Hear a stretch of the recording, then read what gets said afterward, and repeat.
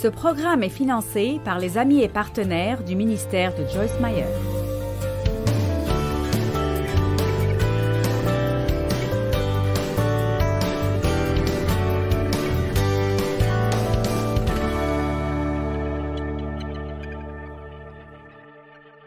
Nous allons parler de l'intégralité physique, de la santé physique. Je vous parlerai aujourd'hui de votre corps. Que pensez-vous de cela? Je le ferai de toute façon, alors vous feriez mieux d'aimer cela. Êtes-vous des investisseurs ou des joueurs? Qu'est-ce que je veux dire par là? Eh bien, investissez-vous dans la bonne santé maintenant pour récolter la bonne santé plus tard?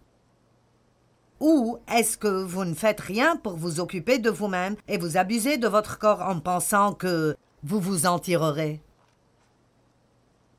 Comment abusez-vous de vous-même? Eh bien, si nous disions trop de stress, ou bien être surchargé, trop engagé, et ne pas avoir un vrai équilibre dans votre vie, ne pas vous reposer assez, ne pas rire assez, ne pas prendre de temps de congé,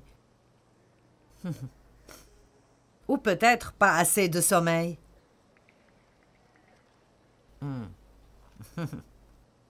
Êtes-vous enthousiasmé ou pas? Moi, je le suis.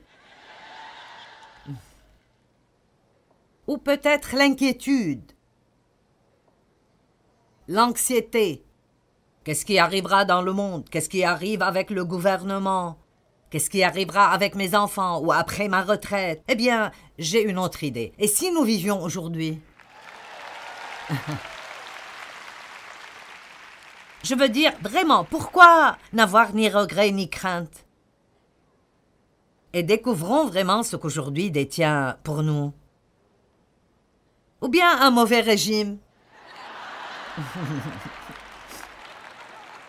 Eh bien, chérie, je suis ici pour t'aider aujourd'hui.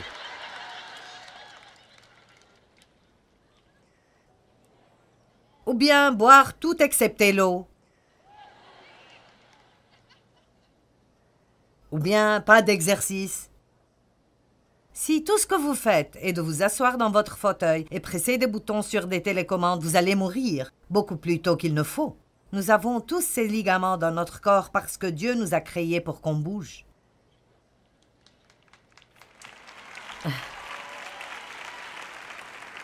Maintenant, quelqu'un pense probablement, eh bien, attends une minute, j'ai beaucoup de problèmes. Je ne suis pas venu ici pour parler de mon corps.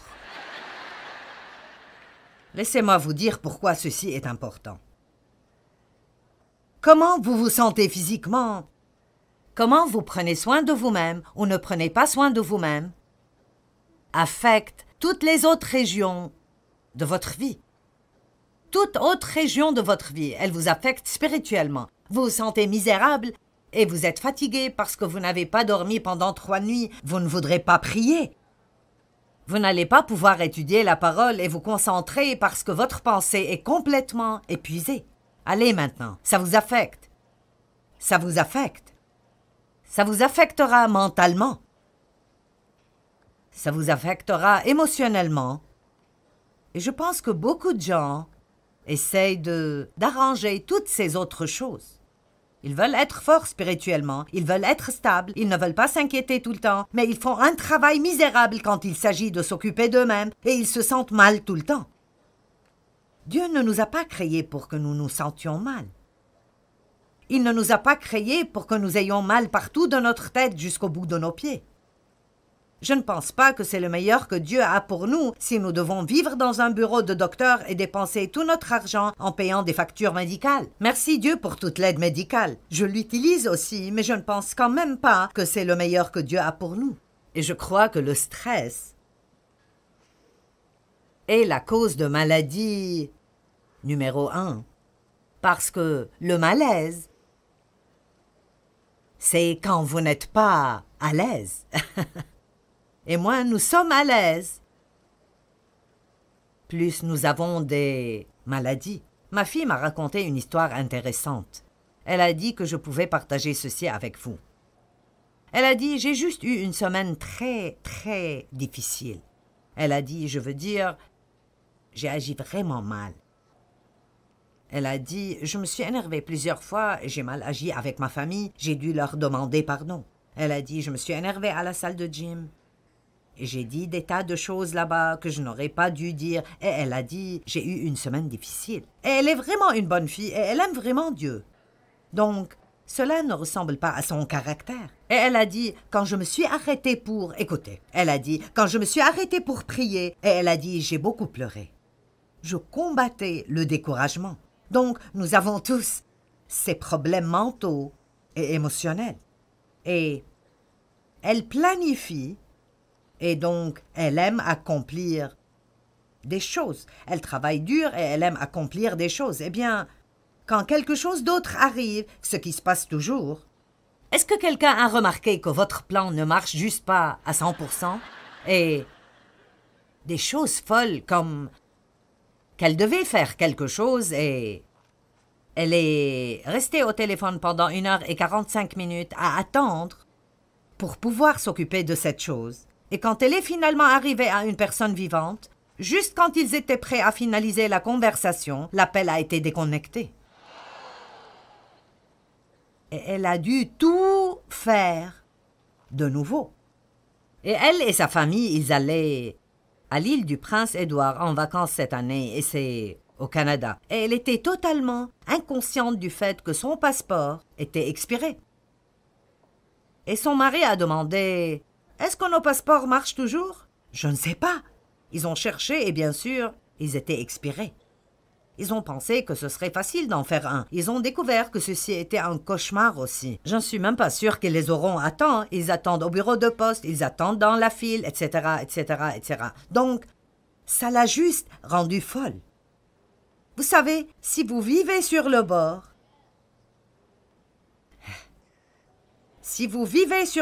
il y aura toujours quelque chose que l'ennemi utilisera pour vous pousser par-dessus bord.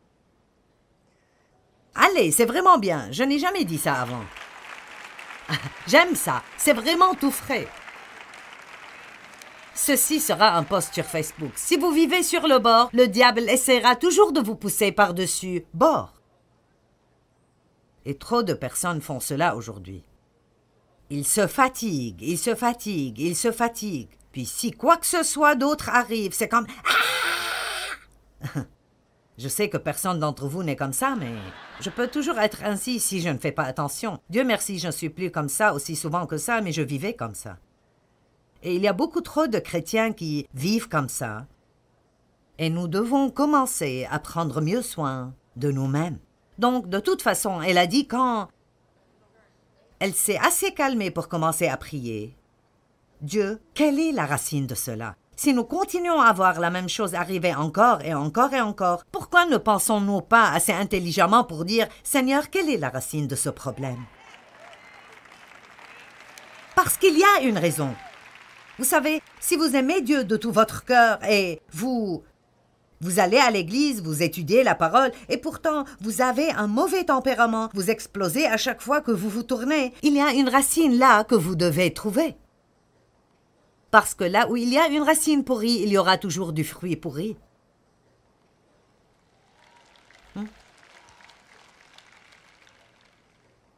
Et elle a dit, tout ceci, quand j'y ai pensé, était juste que je n'avais pas assez dormi pendant probablement 2 semaines. Et elle a dit, je reste réveillée la nuit parce que je veux finir des choses. Et puis je ne dors pas assez.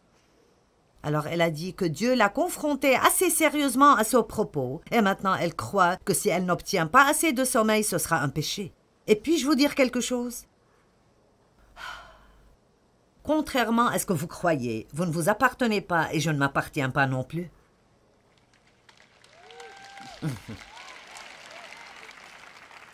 Et juste pour être honnête, tout chrétien qui a cette attitude, eh bien, c'est ma vie, je peux faire tout ce que je veux. Alors vous n'avez pas encore lu la Bible. Vous pouvez faire ce que vous voulez, mais Dieu nous offre la possibilité d'être guidés par le Saint-Esprit dans la vie avec un V majuscule. Nous avons parlé la nuit dernière à propos de comment la Bible dit qu'il y a une vie qui nous est offerte. Et ce n'est pas une vie où vous respirez et vous marchez seulement, c'est la vie comme Dieu l'a. La vie, Zoé, est la vie comme Dieu l'a. Mince, quel genre de promesse merveilleuse est ceci. Et vous savez, je connais aussi un autre jeune homme, quelqu'un que je connais depuis un bon moment. Et ce gars avait un mauvais tempérament et c'était difficile de s'accorder avec lui, et guénard et irrité tout le temps, et pourtant, il avait été un chrétien pendant très longtemps. Et tout le monde est arrivé à la conclusion, c'est juste comme ça que tel et tel est. Et il a fini par, à travers une série d'événements, changer ses habitudes de nutrition et aller s'entraîner. Il s'entraîne maintenant chaque jour. Je ne peux pas faire ça, mais je crois en l'exercice. Je pense que nous n'en faisons pas assez dans notre vie de tous les jours. Dans le temps, les gens ne devaient pas payer pour s'exercer. Ils s'entraînaient dans leur vie de tous les jours. Mais nous ne devons pas suer. Nous n'avons pas à faire ça. Nous pressons des boutons et la vaisselle est faite. Nous pressons plus de boutons et la télé s'allume. Et nous montons et nous descendons sur l'escalier roulant ou dans l'ascenseur. Nous nous énervons si nous n'avons pas de place de parking à côté de l'entrée. Et bonté divine, nous ne devrions pas suer, ça ferait sortir certaines toxines qui nous tuent. Donc, c'est dur pour moi de croire le changement en cet homme dont je parle, après avoir changé son régime alimentaire.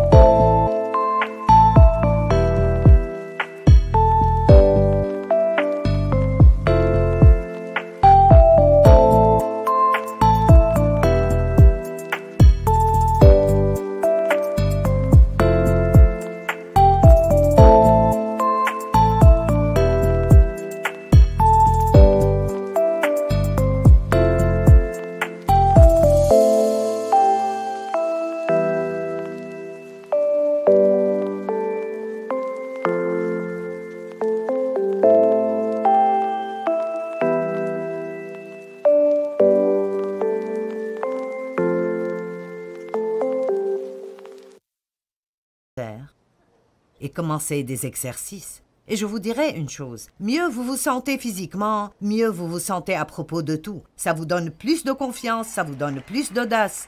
Vous marchez plus droit, vous êtes plus énergétique, vous voulez être impliqué dans des choses. Et je vous dis maintenant, peut-être que vous avez une maladie et il y a des choses à propos desquelles vous ne pouvez rien faire, mais commençons à faire quelque chose à propos des choses dont on peut s'occuper.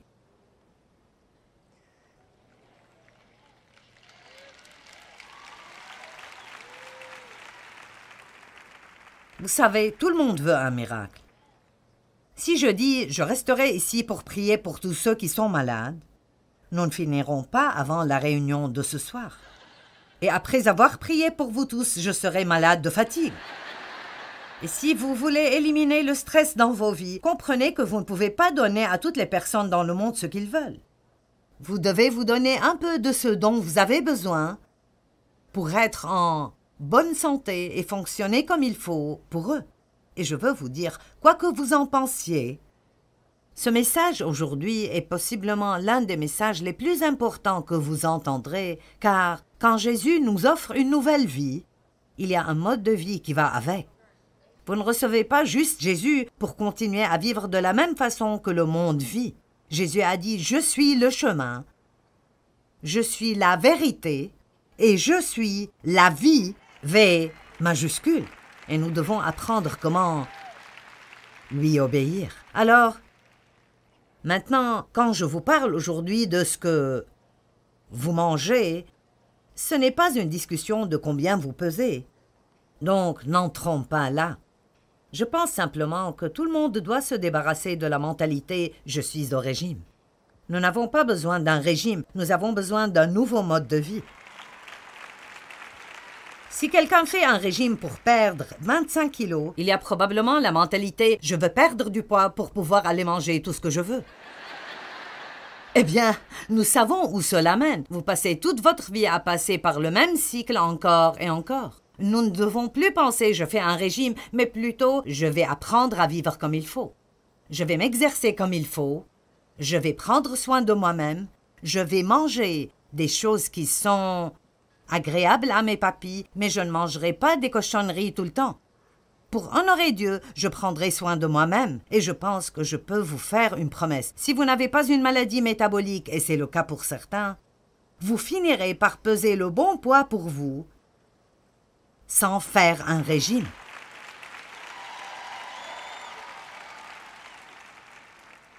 Si vous mangez comme il faut et vous vous exercez assez, vous finirez par peser ce qu'il faut pour vous. Tout le monde ne se ressemblera pas exactement. J'ai une amie qui mange plus que moi et elle pèse 50 kilos. Et c'est gênant. Est-ce que quelqu'un comprend ce que je dis? Est-ce que ça prend du sens? Très bien. Combien d'entre vous savent déjà que vous avez besoin de mieux vous occuper de vous-même? Eh bien, nous y voilà. Nous avons le bon groupe. Très bien. 1 Corinthiens chapitre 3, verset 16. Vous savez ce qui est si merveilleux pour moi dans la parole de Dieu? Cela pourrait paraître drôle si je le dis, mais la parole de Dieu n'est pas seulement spirituelle parce qu'elle est si pratique. C'est comme, oui, tout ce que Jésus a dit est esprit et est vie, mais c'est comme, ce n'est pas juste un tas de trucs religieux. Je veux dire, Dieu s'occupe de chaque domaine pratique de nos vies. 1 Corinthiens 3, 16. Maintenant, vous savez quoi? Ceux d'entre vous qui font déjà les bonnes choses, vous pouvez juste dire Amen. Amen. Juste dans votre cœur, vous dites oui, c'est bon. Amen, amen. Et ceux d'entre vous qui ne font pas ce qui est juste, vous direz oh non, oh non, oh non. Ne discernez-vous pas que vous, toute l'Église de Corinthe, êtes le temple de Dieu et que l'Esprit de Dieu demeure en vous en permanence? Il habite en vous collectivement en tant qu'Église et aussi individuellement. L'une des choses les plus merveilleuses que je trouve dans la parole de Dieu est que nous sommes la demeure de Dieu et il vit en nous. Je peux prendre mon temps et penser à cela jour après jour et ne jamais comprendre la grandeur de cela. Le mystère des âges, Christ en nous, l'espérance de la gloire. Comme c'est merveilleux. Vous êtes la demeure de Dieu. Dites, je suis la demeure de Dieu. Maintenant, si quelqu'un nuit au temple de Dieu, ou le corrompt avec de fausses doctrines, ou le détruit, Dieu lui nuira et l'amènera à la corruption de la mort et le détruira. Car le temple de Dieu est saint, lui est sacré, et vous êtes ce temple, l'Église croyante, et ses croyants individuels. Bon, d'accord, il ne parle peut-être pas spécifiquement ici de certaines des choses dont je parle aujourd'hui. Mais le principe ici est que nous ne devons pas nuire au temple de Dieu. Vous savez, beaucoup d'entre vous traiteraient le bâtiment de l'église où vous réunissez le dimanche matin avec plus de respect que votre propre corps physique.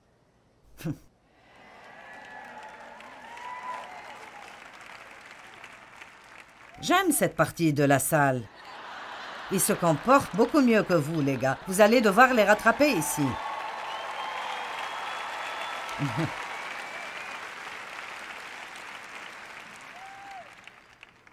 Vous savez, dans la Bible, dans l'Ancien Testament, les temples qui ont été construits pour Dieu, le temple que Salomon a bâti, les tabernacles temporaires dans le désert, il y avait des instructions détaillées qui ont été données sur comment bâtir, décorer et prendre soin de ces temples. Des instructions très spécifiques et détaillées. Il était magnifique. Il demandait beaucoup de soins pour le maintenir dans un bon état.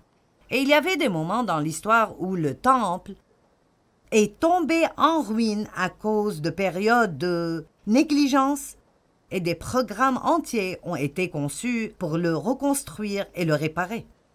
Avez-vous besoin d'une nouvelle couche de peinture ou d'un programme entier pour reconstruire et réparer?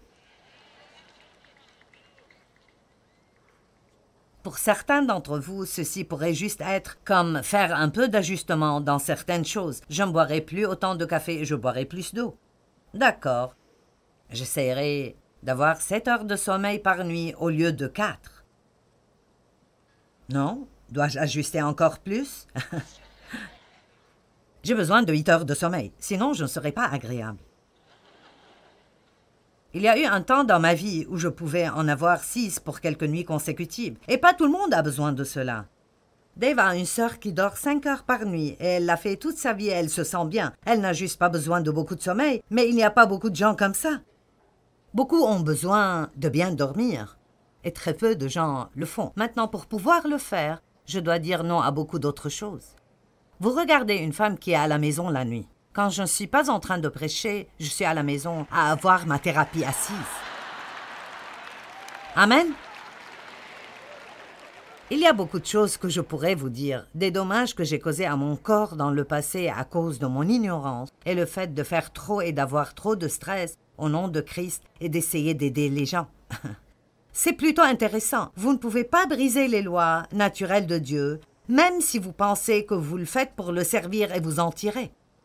Je me suis rendu malade en travaillant dans le ministère. Et je peux vous montrer un autre gars dans la Bible, Épaphrodite, qui est presque mort parce qu'il travaillait si dur dans le ministère. Donc, Dieu nous dit qu'il y a certaines choses que vous devez faire pour prendre soin de vous-même, sinon les choses ne marcheront pas bien. L'une des choses que j'ai faites était de fatiguer mes glandes surrénales et donc je dois toujours supporter certains des effets de cela. Et donc, il y a un petit produit chimique dans votre corps appelé cortisol et il est supposé être haut quand vous vous réveillez. Puis il baisse quand vient l'heure d'aller au lit la nuit pour que vous dormiez. Eh bien, le mien est comme ça. Il est bas le matin et haut la nuit. Donc, pour que je puisse le baisser la nuit, j'ai besoin de 3 heures de paix et de silence absolu.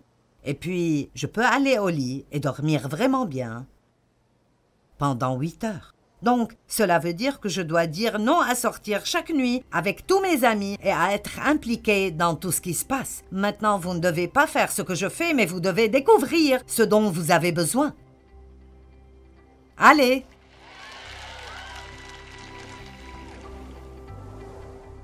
Ceci est un encouragement pour être sûr que vous prenez soin de votre corps physique.